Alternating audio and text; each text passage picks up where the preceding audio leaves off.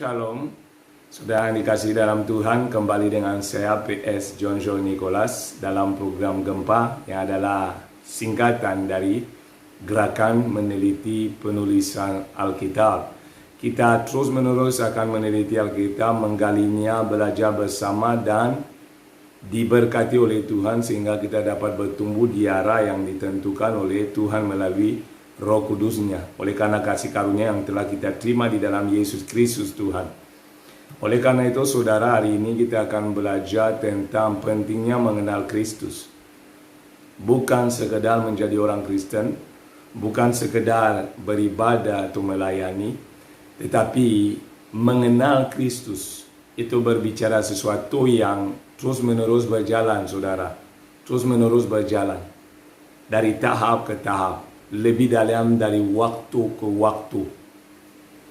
Itu yang kita akan pelajari hari ini. Dan saya ajak saudara buka Alkitab dalam 1 Yohanes 2 ayat 3-6 dengan judul perikop Kristus sebagai pengantara kita. Coba kita bacakan. Dan inilah tandanya bahwa kita mengenal Allah, yaitu jikalau kita menuruti perintah-perintahnya. Barang siapa berkata, aku mengenal dia, tetapi ia tidak menuruti perintahnya, dia adalah seorang pendusta, dan di dalamnya tidak ada kebenaran. Tetapi barang siapa menuruti firman-Nya, di dalam orang itu sungguh sudah sempurna kasih Allah. Dengan itulah kita ketahui bahwa kita ada di dalam Dia. Barang siapa mengatakan bahwa ia ada di dalam Dia, ia wajib hidup sama seperti Kristus telah hidup. Amin.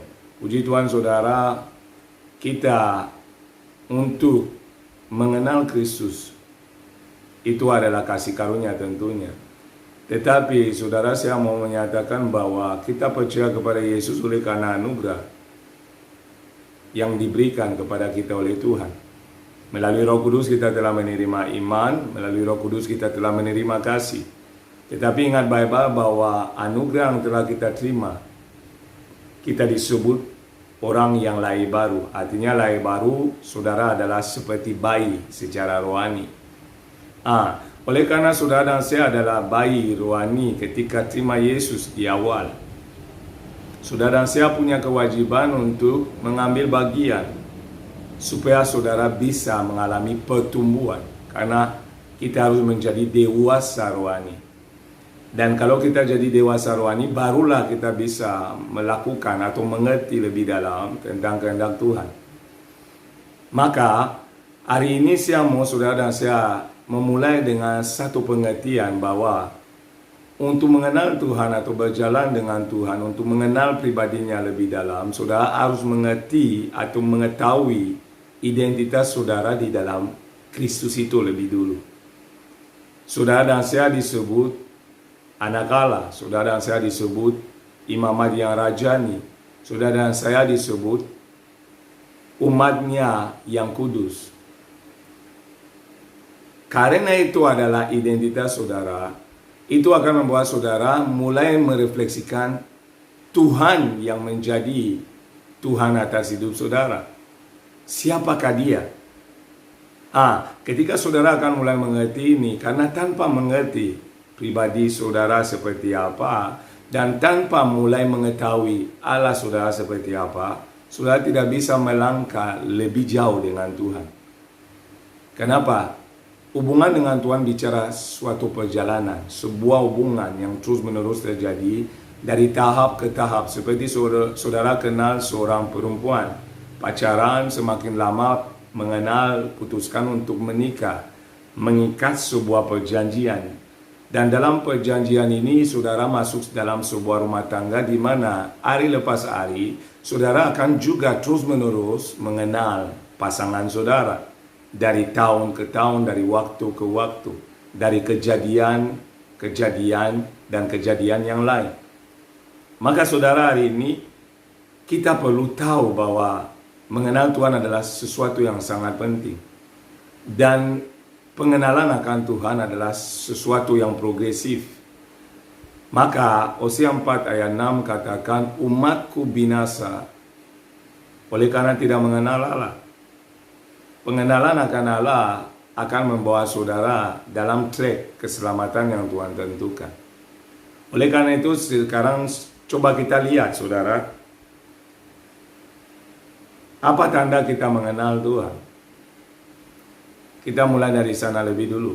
Karena semua orang mengklaim mengenal Kristus. Semua orang mengklaim orang percaya. Semua orang menyatakan bahwa mereka bahkan adalah milik Tuhan dan pasti masuk surga. Itu baik karena memang di dalam Kristus ada jaminan. Bukan mudah-mudahan. Apa tandanya saudara saya mengenal Allah? Karena tidak cukup untuk mengakui kita mengenal. Tidak cukup menjadi orang Kristen. Tidak cukup masuk gereja atau melayani. Tetapi Alkitab mencatat kita akan mengenal orang dari buahnya. Atau dari buah yang mereka tunjukkan. Sehingga saudara dan saya dituntut untuk menunjukkan buah pengenalan akan Tuhan yang nyata. Apa tanda saudara dan saya mengenal Kristus atau mengenal Allah? Coba kita lihat, kita harus hidup seperti Kristus telah hidup. Itu tanda bahwa saudara dan saya mengenal dia, saudara dan saya sudah satu dengan dia. Saudara dan saya harus hidup seperti Kristus telah hidup. Coba kita lihat ayat yang ke-6. Barang siapa mengatakan bahwa ia ada di dalam dia, ia wajib hidup sama seperti Kristus telah hidup. Jadi Kristus telah hidup di bumi ini sebagai manusia. Dia adalah firman yang telah menjadi daging dan tinggal di tengah kita, hidup di tengah kita, merasakan segala sesuatu yang manusia dapat rasakan. Oleh karenanya, saudara, Kristus yang telah hidup di dunia ini telah memberi sebuah teladan hidup. Maka Alkitab catat di ayat ini, tanda kita juga ada di dalam dia. Tanda kita mengenal dia adalah kita hidup seperti Yesus telah hidup. Kenapa pentingnya saudara mengenal Kristus? Karena dengan mengenal dia dengan benar, dengan mengenalnya lebih dalam, tentunya saudara tahu seperti apa Kristus telah hidup. Saudara tahu bagaimana saudara harus hidup. Saudara akan mencontohi pola hidup Kristus dalam hidup saudara. Dan itu sangat penting. Sekarang pertanyaan yang lain muncul. Seperti apa Kristus telah hidup di bumi ini? Seperti apa saudara? Dia hidup fokus kepada rencana Allah. Tidak ada yang lain. Kalau kita benar-benar mengenal Tuhan, kita akan fokus kepada rencana Allah dan bukan kepada rencana kita. Kepada kehendaknya dan bukan kehendak kita. Karena apa saudara? Hidup kita adalah bagi dia. Itu adalah fokus hidup orang percaya. Bukan lagi untuk agenda-agenda tertentu pribadi. Walaupun mempunyai mimpi tidak salah. Tetapi saudara, saya harus tahu ketika saudara mengenal Allah lebih dalam, saudara akan mulai tahu tujuan hidup saudara seperti apa. Dan tujuan hidup saudara inilah yang akan membuat saudara melangkah dari tahap ke tahap bersama dengan dia. Dengan segenap hati, dengan segenap jiwa dan dengan segenap kekuatan. Tanpa pengenalan, saudara akan dialihkan fokusnya kepada hal-hal yang menyangkut daging dan kehidupan yang tidak membuahkan hasil yang baik untuk kekekalan. Maka coba kita lihat buktinya Yesus itu fokus kepada rencana Allah. Kita buka Yohanes 4 ayat 34. Yohanes 4 ayat 34. Yang berbunyi, kata Yesus kepada mereka, makananku ialah melakukan kehendak Dia yang mengutus aku dan menyelesaikan pekerjaannya. Amin. Jadi dengan jelas dia menyatakan makananku adalah melakukan kehendaknya. Siapa? Kehendak Bapa. Jadi Yesus punya sebuah tujuan hidup yang dia sangat pahami. Kenapa dia pahami? Dia mengenal Bapa. Maka dia bilang tidak ada yang mengenal Bapa selain Anak. Yesus mengenal Bapa dan pengenalannya akan Bapa membuat Yesus Kristus hidup fokus kepada kehendak Bapa, kepada tujuan yang Bapa telah tetapkan. Sehingga dia katakan Dia hidup untuk melakukan kehendak Bapanya. Bagaimana dengan kita? Kalau kita benar-benar mengenal juga Kristus, kita akan tahu apa yang jadi fokus kehidupannya, dan kita akan hidup juga fokus dalam tujuan yang sama. Tujuannya adalah melakukan kehendak Bapa yang telah mengutus. Bukankah saudara dan saya telah diutus oleh Tuhan setelah saudara menerima Dia? Dikatakan di dalam Yesaya 61 ayat 1, Roh Tuhan Allah ada padaku oleh karena Tuhan telah mengurapi aku. Tetapi tidak cukup Tuhan mengurapi saudara, tidak cukup Tuhan memberi rohnya kepada saudara, ada sebuah tujuan. Dan Dia telah mengutus aku untuk menyampaikan, memberitakan kabar baik kepada orang sengsara, orang yang remuk hati, dan seterusnya. Ada tujuan yang jelas. Seharusnya kita juga hari ini fokus kepada tujuan panggilan Tuhan atas hidup kita. Seperti Yesus telah fokus kepada rencana Bapanya dan fokus melakukan hanya kehendak Bapanya. Jangan ada agenda-agenda yang tersembunyi dalam kehidupan kepercayaan kita. Agenda kita hanya satu, agenda sorgawi. Rencana Allah, tujuan Allah. Jangan dicampurkan dengan yang lain, sehingga akan membuat segala sesuatu yang tidak baik buat kita dan tidak menguntungkan kerajaan Allah, di mana kita menjadi bagian di dalamnya.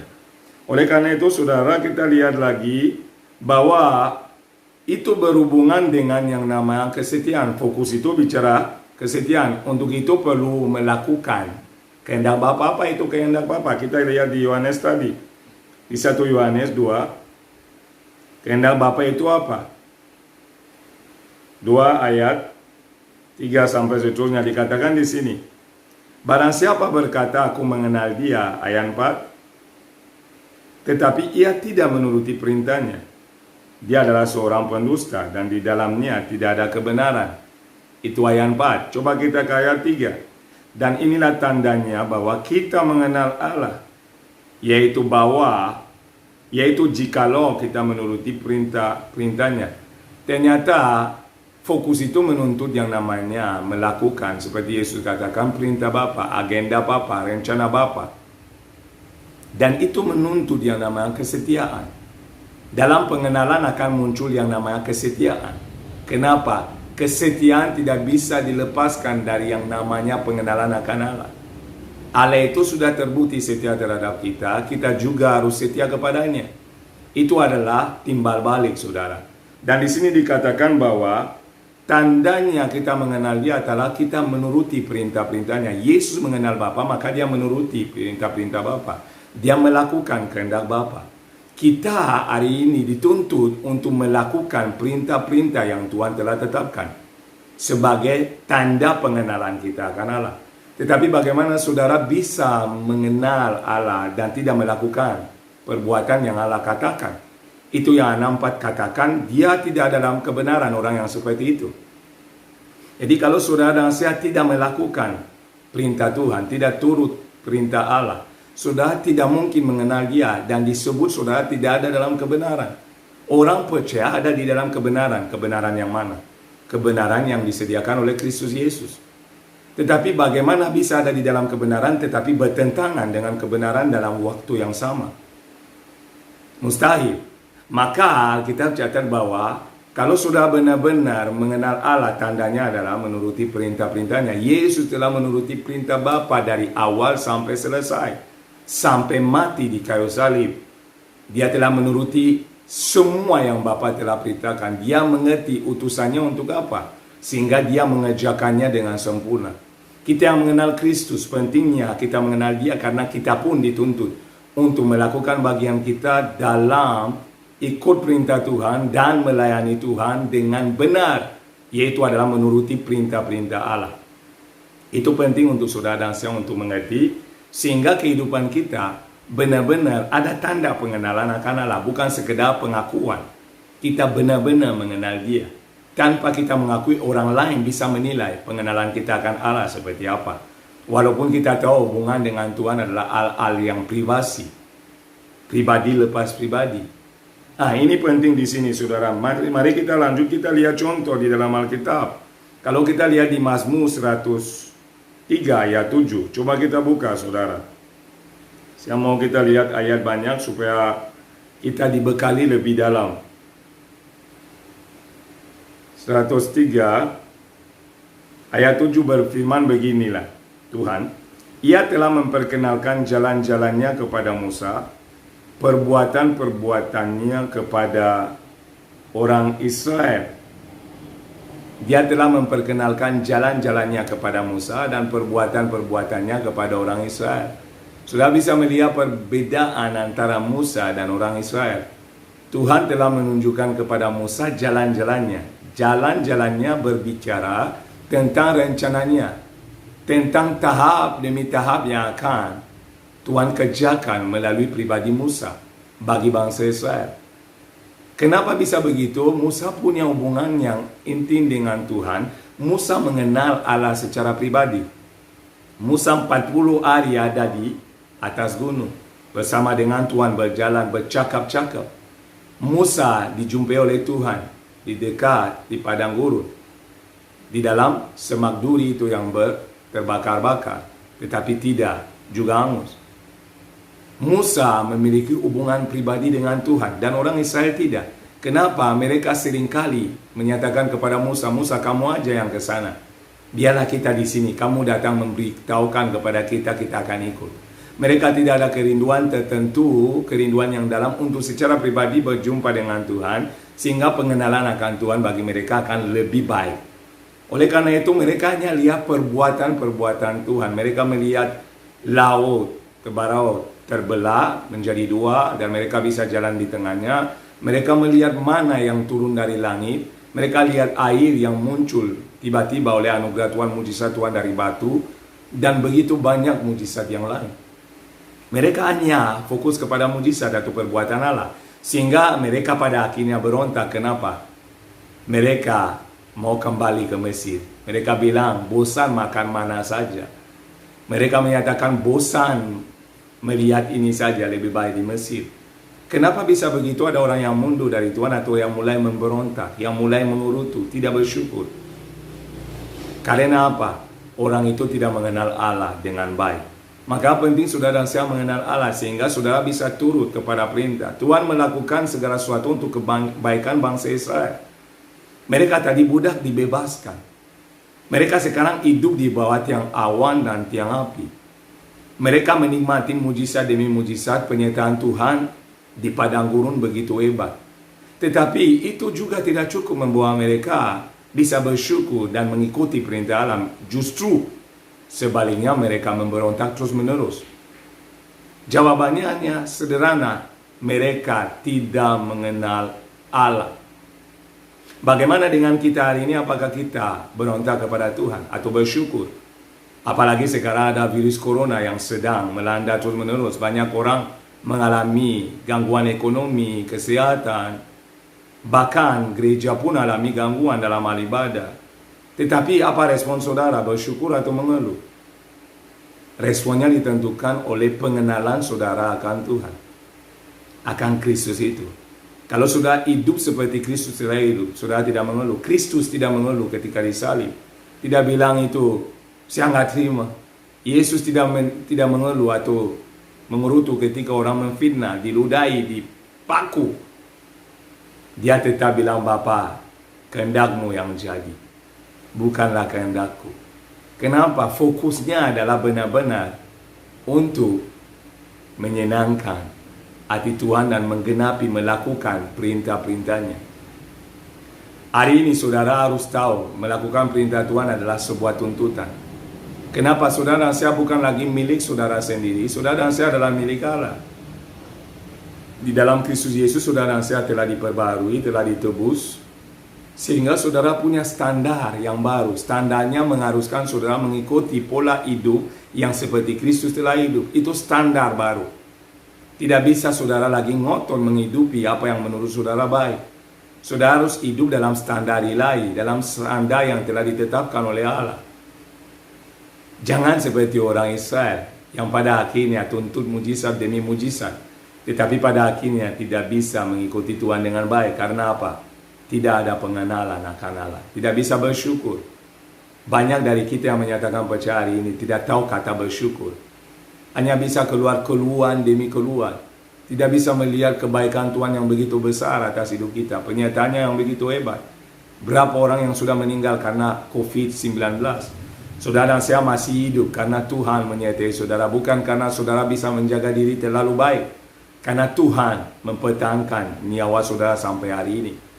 Oleh karena itu saudara harus mengenal Dia. Dan karena mengenalnya adalah tandanya melakukan perintahnya. Saudara harus setia atau taat melakukan yang menjadi kehendak Tuhan melalui perintah-perintah yang telah Dia tetapkan.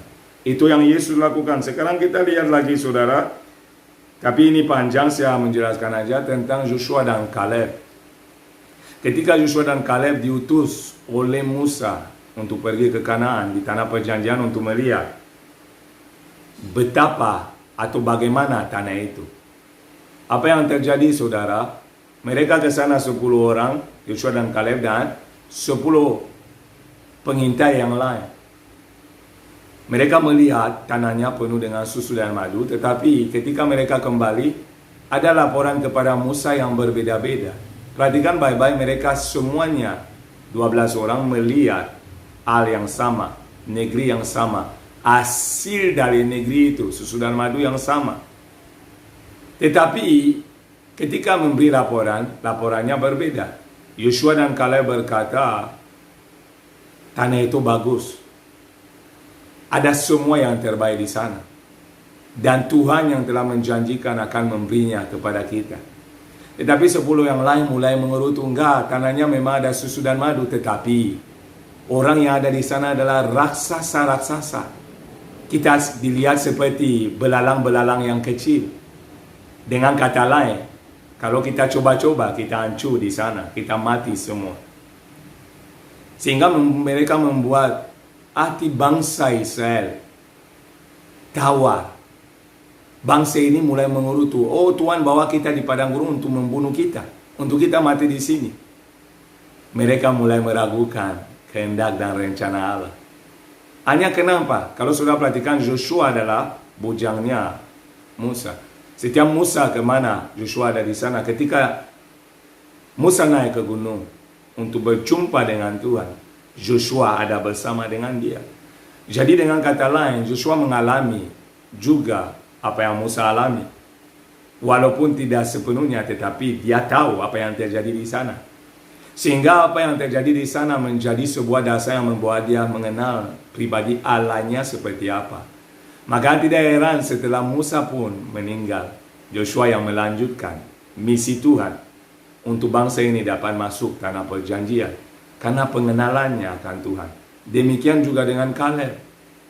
Kaleb mati-matian untuk membela rencana Tuhan, meyakini apa yang Tuhan tetapkan, berulang kali kelihatan dalam perjalanan hidupnya.